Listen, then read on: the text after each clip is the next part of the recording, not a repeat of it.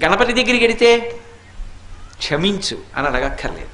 ఆయన దగ్గరికి వెడితే ఏమిటో తెలుసా, 2 చేస్తే చాలు, ప్రసన్నుడైపోతాడు. ఒకటి ఇలా ఇలా ఇలా అంటే చాలు. మిటికలు ఈ 2 కణతల మీద 3 మాటలు కొడితే ఆయనకి సంతోషం. ఇలా కూడా అనక్కర్లేదు ఆయన దగ్గర. ఇలా కొట్టి ఈ చేతి మీద కుడి చేయి పైకొచ్చేట్టు ఎడం చేయి కిందకు ఉండేటట్టు పెట్టి కుడి చేత్తో ఈ చెవి చివరిని ఎడం చేత్తో ఈ చెవి చివరిని పట్టుకొని 3 మాటలు గుంజీలు తీస్తే ప్రసన్నుడైపోతాడు.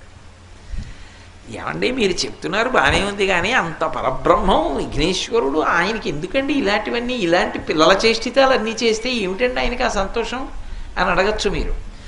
దీని వెనక ఒక మర్మం ఉంది. ఒకప్పుడు అగస్త్య మహర్షి మహానుభావుడు, సామాన్యుడు కాడైన ఆయన ఆ దక్షిణ దేశంలో ద్రవిడ దేశం దగ్గర ఒక పర్వతం మీద కూర్చొని తపస్సు చేస్తున్నాడు. ద్రవిడ